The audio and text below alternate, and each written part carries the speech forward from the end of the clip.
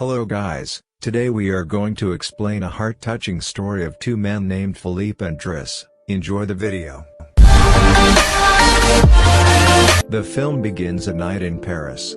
Driss is driving Philippe's car at high speed.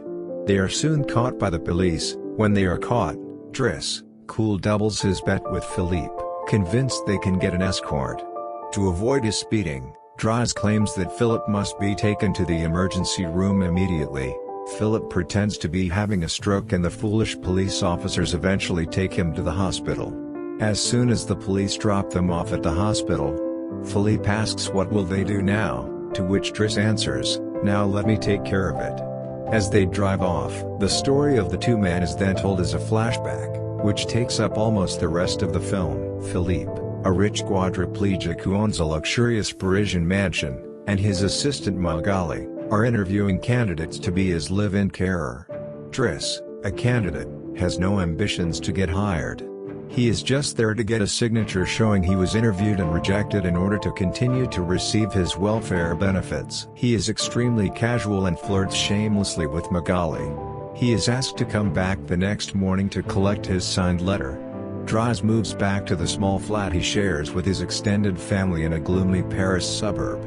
His aunt, annoyed by not listening to him for 6 months, orders him to leave the flat. The next day, Driss returns to Philippe's mansion to his surprise that he is on trial period for his job as a live-in caregiver.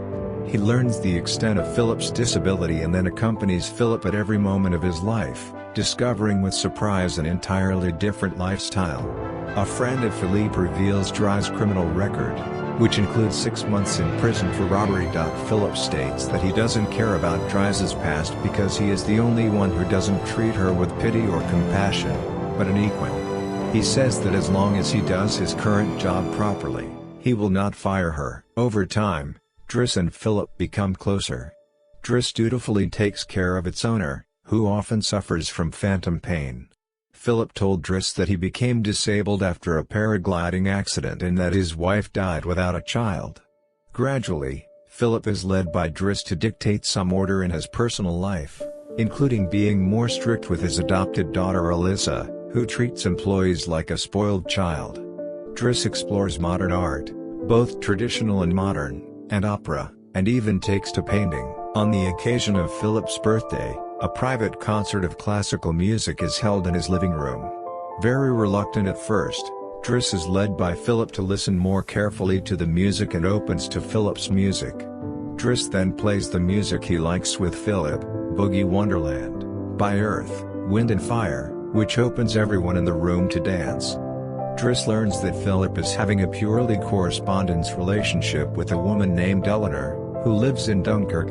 Driss encourages him to visit her, but when he learns of his disability, Philippe is terrified of his reaction. Driss eventually convinces Philippe to speak to Eleanor on the phone. Philippe agrees to send a picture of him in a wheelchair with Driss, but he hesitates and asks his colleague, Yvonne, to send a picture of him as he was before his accident. A date has been agreed between Eleanor and Philippe. Philippe is too scared to meet Eleanor at the last minute and leaves with Yvonne before Eleanor arrives. Philippe then calls Driss and invites her to travel with him in his private jet for a paragliding weekend. Adama, Driss's younger cousin who is in trouble with a gang, takes refuge in Philippe's mansion.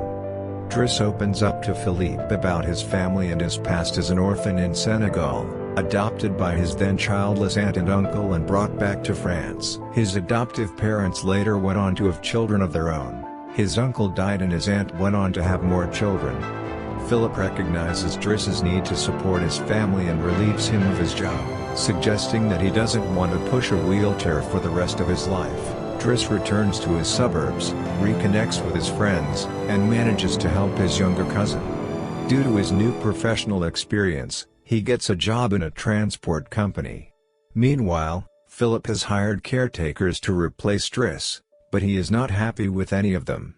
His morale is very low and he stops taking care of himself. Yvonne becomes concerned and is approached by Driss, who arrives and decides to drive Philippe to the Maserati, which brings the story back to the first scene of the film, the police chase. After escaping from the police, Driss takes Philippe straight to the seashore. After shaving and dressing up elegantly, Philippe and Driss arrive at a cabbage restaurant with a great sea view. Driss suddenly leaves the table and says good luck to Philippe for a lunch date. Philippe does not understand, but a few seconds later, Eleanor arrives, emotionally touched. Philippe looks out the window and looks at Driss outside, smiling at him. The film ends with Driss bidding Philippe a farewell and walking away. In the last glimpse we see the real Driss and Philippe, they both still meet and are good friends. So this is the story of an undying bond. See you in the next video.